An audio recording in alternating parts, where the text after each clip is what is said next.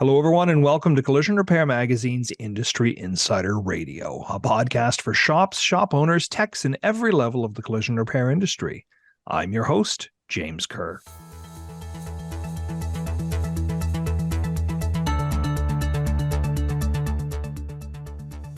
Theft is a big, growing problem in Canada, and if it hasn't affected your collision repair shop yet, it's going to. In 2022 alone, the insurance industry realized $1.2 billion in losses from auto theft. But there are some folks out there working on solutions. Today, we're talking to Serge Babineau and Blair Earle from IAA about theft recovery, the hidden story of theft recovered vehicles in Canada, and what you need to know.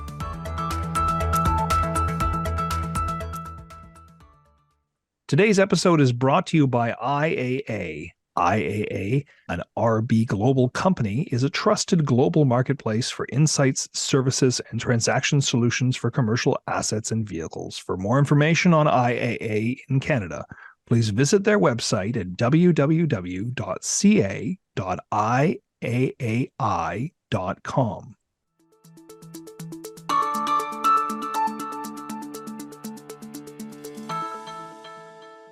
So, hello and welcome today. I've got Serge Babineau, VP Sales for IAA Canada. Hello, Serge. Thank you very much for having us. And I've got Blair Earle, Managing Director of IAA Canada. Hello, Blair. Hey, good morning. Good to be here, James. Okay, so guys, can you talk to me a little bit about what you do and why we want to be talking to you about this topic? Serge, how many hats do you wear? Well, mostly sales. My main responsibility is to build relationship with our providers, which are insurance companies. So my hat is mostly making sure we deliver product and solutions for them on problems they may have and some of the products we sell for them. So for me, it's basically keeping our providers, which are insurance clients, happy on our product and selling salvage vehicles for them. And Blair, how about you?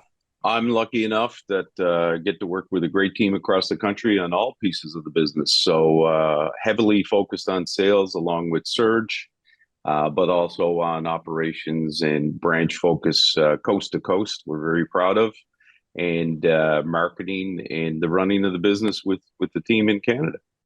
Okay, so lots of hats. You have trouble fitting through doors then. No, the ego's not that big, James. Oh, okay. Well, I just meant because the hats are piled on each other, right? So it's They are. All right. So today we're talking about auto theft in Canada. Let's lay some groundwork. Let's give some context. What is going on with auto theft in Canada today? Well, I think it's important to start with a little bit of a global perspective and a little bit of a step back in time to pre-COVID to 2019. Supply and demand, you'll hear about a lot in the marketplace, and you'll hear headlines that are focused primarily in North America. But what has flowed down all the way to Canada is there's just not enough vehicles in production, and not enough making it to the end consumer. And that happens in the total auto funnel across the world. So there's a demand for these vehicles. Prices have gone up globally, and that has led to vehicles being stolen in Canada and shipped predominantly to European nations. So the demand is worse than it was before, so it's led to a rise in auto theft. Is that right? That would be correct. Okay. And there's a supply issue because production has not returned to 2019 global production levels. Okay. And because the problem is a global problem, people are looking to Canada for their vehicles? They are looking to countries that have flow going. So Canada, the United States, but Canada has seen a more above average rise in that theft compared to other countries. All right. So if supply and demand is out of whack, then that's going to affect a lot of our industries like collision repair and the collision repair shops, like auto recycling, like even the insurance industry is affected by that fallout from supply and demand. Is that right? That is correct. Yes. And it's flowing through new and used cars, every piece of the auto production flow globally, because we just don't produce cars in our own country anymore. We're relying on so many other countries for product to sell. And because of the profitability of selling a car, specifically in the United States when it's produced, the flow of that vehicle has been delayed in Canada. So for numbers, before COVID 2019, we're close to 2 million vehicles being sold in the country. This year will still be below that number and approximately around the 1.8 predicted number for 2023. So that's 200,000 less vehicles, and that is happening in multiple countries around the world. And stolen vehicles, there's an issue with theft of these vehicles because we've got supply and demand, so things are getting stolen and they're leaving the country. And you guys are part of a, I don't know, can I call it a master plan to try and get vehicles back into the country and balance out some of those numbers? Talk to me a little bit about that. How's this working? What's going on? Well, as we've seen on the news, typically the vehicles are stolen are high-end units, and when they end up in these other countries, you typically, if you're going to try to sell these vehicles in other countries, you're typically not going to get the value you do in Canada for these vehicles. So we're helping the process on making arrangements to get these vehicles shipped back to Canada. So it makes more economic sense right now to bring these vehicles back to Canada to sell rather than, buyers' eyes light up and to see 200 cars at a port that have been stolen think they're going to get a deal. So right now, it's more economic sense to bring most of these vehicles back to be sold back into this market. So we're helping the insurance industry facilitate that process on bringing these vehicles back with shipping lines. So, Serge, why is it important exactly to bring them back to Canada? Like, I know, we're Canadian. We want these vehicles. There's a supply and demand problem. But, walk me through how this kind of seems to have a domino effect economically. Well, for the first part is insurance companies have paid their customer out at a retail value on these vehicles. So they've paid out a lot of money in these theft units. So our job as a company is to try to recover as much as those dollars back in the salvage process when we sell these vehicles. So for us, it's more doing the right thing for our customer and finding the most feasible way and the most economic way to do that for them. But it's just helping across the board with having more vehicles available for purchase, right? Correct. In Canada, it helps us bring these vehicles back. There's been hundreds of vehicles brought back already. So it helps that pipeline of vehicles in our market. Okay. So Blair, what happens to these vehicles? Do they just get sent back to the manufacturer? Do they go up for auction? Do they sit in the field somewhere? What's going on with them? Well, these vehicles come back to Canada and they end up at our auctions, and we take them through the process to check that everything is in place on the vehicle and there's no damage, and then it's branded appropriately. And then we get them back into the system in Canada and put them up for auction for our buyers to purchase. And it's with the shortage of vehicles, as I've just talked about, it's very important to get them back into the auto infrastructure in the country because the shortage is still going to continue, predicted to continue in the crystal ball in 2024. So it's our responsibility to make sure they're put back for buyers and for consumers to end up with back on the road. What condition are they usually in? Or is there a wide gambit of conditions? No, usually they come back in exceptional condition. You'll see them and the majority of the vehicles could look like you're walking through a new car showroom. There is a small percentage that have damage on them, but the I guess expertise in the theft that's going on right now is that a lot of the theft is occurring because of the technology that the thieves are using, and it's not your typical smash and grab, break the steering column and steal a vehicle. It's very sophisticated. So it's using the onboard computers or something? I'm sorry. I'm exactly. That's okay. Exactly. And you'll see many headlines, especially in the past 8 to 12 months, detailing how they're doing that. Now, are those computers then compromised? Do they have to be swapped out for something else, or do they have to be fixed in some software capacity? It depends on how they're appraised and looked at in the damage cycle. But yeah, that's up to the branding certificate when it comes through. So whether it's a non-branded vehicle that can go back on the road right away, and if it needs work, it'll be branded differently depending on the level of damage. Oh, branded differently. So you have like kind of one set of these guys are perfect, these guys might need work, these guys are in worse condition. We do that through our whole system with all our Okay. vehicles at IAA. It's to provide as much transparency to the buyer as possible.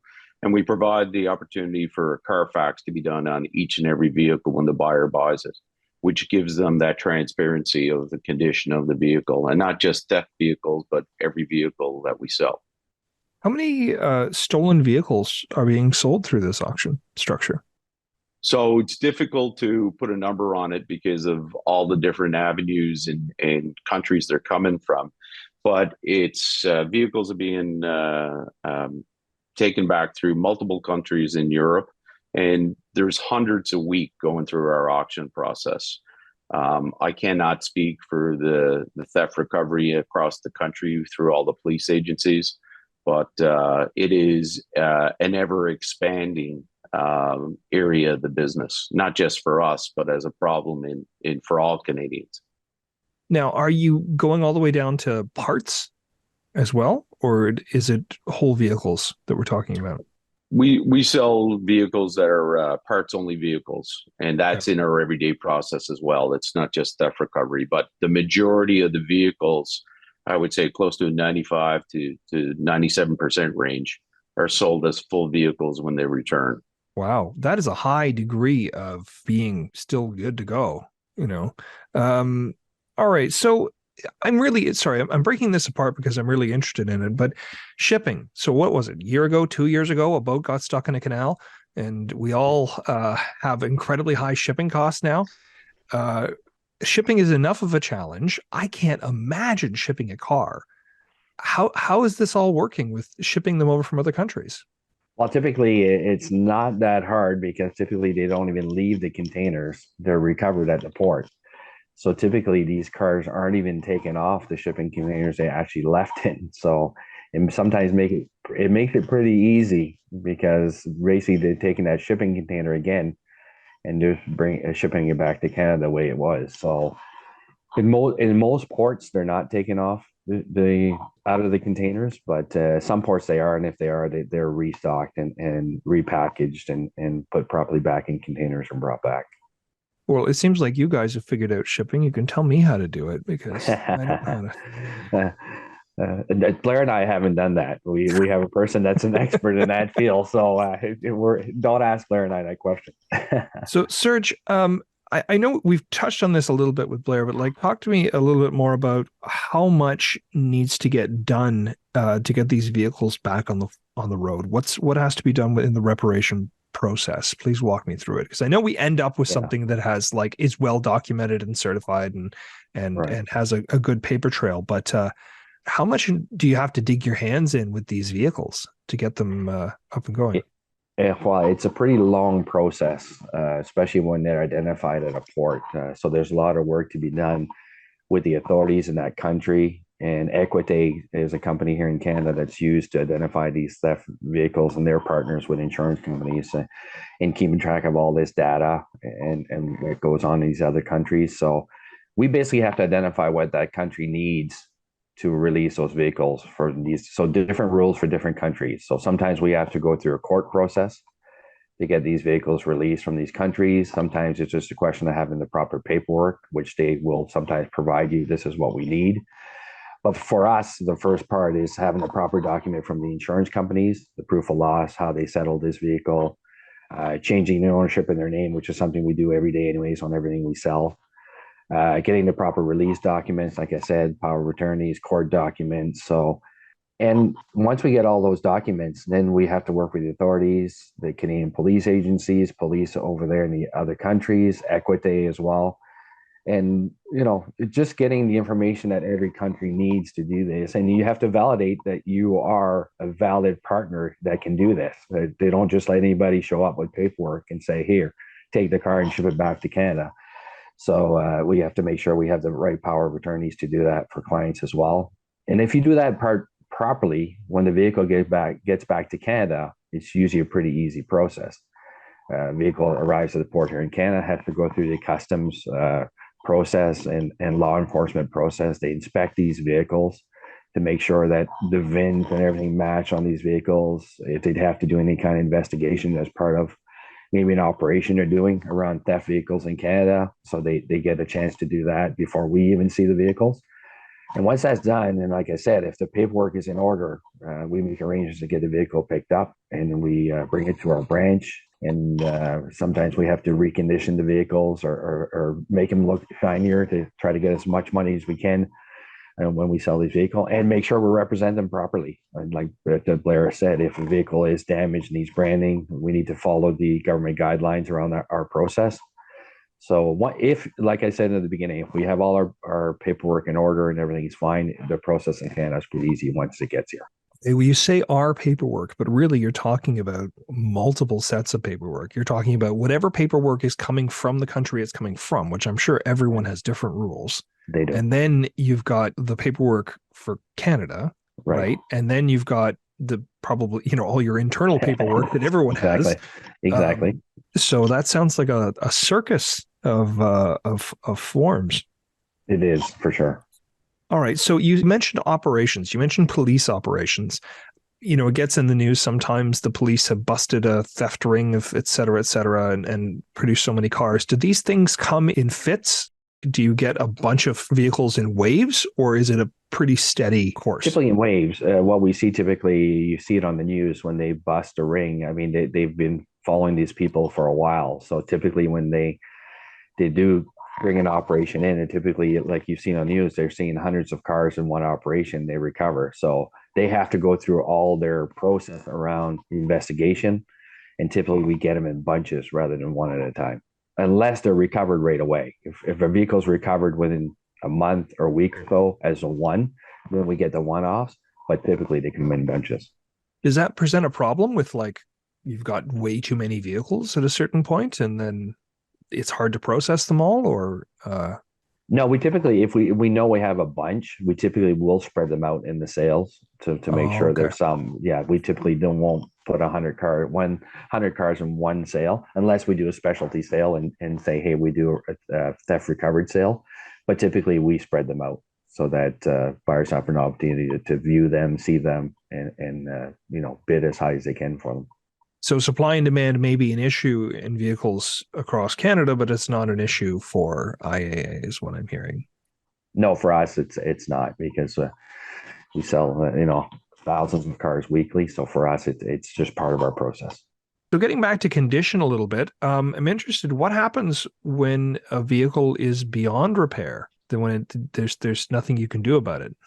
Well, a good thing with that, James, is that the segments of the buyers in our auction lanes include a lot of recyclers. They include a lot of collision industry, body shops, dealers. So all the segments of the business are represented. So there's really a buyer for every vehicle in the auction. And we've actually taken steps to move those vehicles faster this year by having daily auctions. So the demand for vehicles is such that it's the effect that they need the vehicles faster, and they can now purchase those daily in our sales. Now, with the supply chain issues that happened over the pandemic, trying to secure parts, did you notice an increase in sales to collision repair shops and recyclers trying to make up that difference through auctions? We did. There was two pieces that happened. It's a push and a pull, because the collision repair industry needs parts from the vehicles that are damaged, but they also need to repair as many vehicles as possible, right? So based on the capacity and the shortage of parts and the pain in the collision industry of being able to get those parts, we provided a solution by getting those vehicles to auction quickly, so the collision shops could get the parts and be able to repair vehicles and then have them put back on the road. So it definitely happened, and we're still going through right now. I think a big part of the audience in the collision shops are coming out of it right now, and it seems like there's a lot more capacity coming into the industry. There's still, depending on who you talk to, there's still a big part shortage, right? Some people are telling me that that's just not slowing down. just need more parts. Like parts brokers are panicking, and collision repair shops and recyclers are all saying, "Oh, we just need more parts." So do you expect that trend to continue? Just in speculation, do you expect it to continue, or do you think that's going to level off at some point? Well, we follow all the reports and everything, not just in Canada and in the United States, but I think one of the things is production of new cars and different models. So it's going to be on make, model, and a big part of this, which we haven't really touched on yet, which is very interesting, is these vehicles that are being stolen are newer models and higher end models. So the parts for those vehicles aren't always in production. The vehicle could be on the road a month or 2 months, and then the part supply for that vehicle to repair it is not in the pipeline. So, we're not operating in a vacuum ourselves. We're a part of, the transportation network in, every country we operate in. So we play a key role in fulfilling that need by getting those parts through the system and to our good buyers that are collision repair shops. Keep thinking of Marshall McLuhan and the global village. You guys really have to think like globally, with Canada in your heart, but you have to think globally in terms of how these things ebb and flow. Out of curiosity, and I don't know if you can say, but is there a particular country or a particular set of countries where you tend to recover most of the stolen vehicles from, or a larger percentage of stolen vehicles from? Well, it's been a multitude of countries, but the one lately has been more Italy than anywhere else. There's been Really? there's a lot of cars in Italy coming out right now that we're shipping back. So it's been a multitude of countries, but right now Italy seems to be the one that we're dealing with the most. Well, Italy loves cars, right? So They do. do you have any strange ones like that you've only ever got one from such and such a country? Oh, well, that's a hard question. We've had a couple from Malta, which is surprising. Malta, well, I never thought would be a country where vehicles would go, but yeah, we've recovered a few from Malta lately, which is surprising. And I don't know if you can answer this because I don't know if you'd know, but the country where you're recovering them from is not necessarily the country where the theft occurred, right? Like it could be that they got shuffled around across the globe a few times before actually you were able to catch them in terms of the net of what's going on and recover, right? Yeah, we do. I mean, they're put on container. It doesn't mean that's the country of origin where they're going to go. It doesn't mean that was the last country they're going to stop at either. So it doesn't mean that it's because we named the country that country is a problem. We don't know once they land there where they're going from there. They could have been leaving those countries going to another one. Okay, so our primary audience is collision repair shops and shop owners, but we also have a lot of insurance, a lot of auto recyclers. We have a diverse set of people. Your perspective is particularly unique. Here's an opportunity to talk to our audiences. What would you guys want to say to auto recyclers, to collision repair shops, to parts dealers? What do you want people to know about what you do, and how can they help in the efforts that you're doing? I'll talk to the ability for us to put product back in the Canadian marketplace because it's dear to our hearts, and we're good partners with those collision and recyclers and the dealers in Canada. I think the ability of all pieces of the process that Serge described and all partners to be able to get the vehicles back to Canada is extremely important, and get those vehicles back on the road for Canadians and for the end consumer. These vehicles are coming up every day in our auction, and we have a very easy buyer registration process for our buyers, for recyclers, body shops, and dealers. But the rules are on the website, as you mentioned, James, for IAA Canada, ca.iaa.com.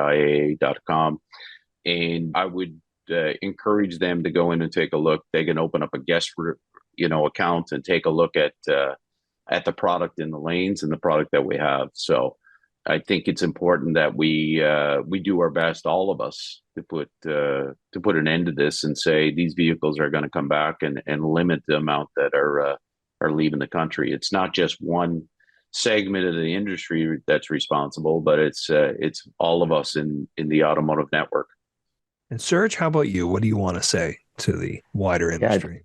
Yeah, to echo what Blair just said, I mean, we've have great partners here in Canada in all the industries you just named. And I mean, our goal is to try to keep as many vehicles as possible in Canada to help that whole ecosystem that we're talking about. So for us, we spend a lot of time with these different partners and different associations to make sure we're visible and try to make it as easy as possible for them to buy vehicles from us, so that it helps that workflow and that pipeline you were talking about. So we've been very fortunate to have great partners to help us through this, for sure.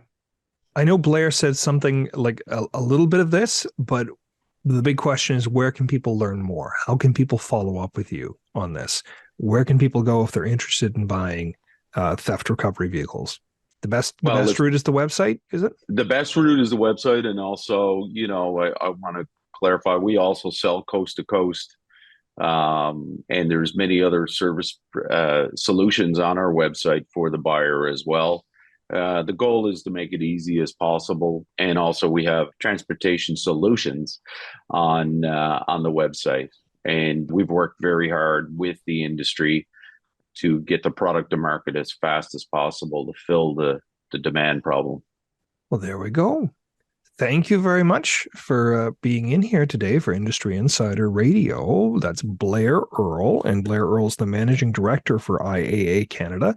And there's also Serge Babineau, who's the VP of Sales of IAA Canada.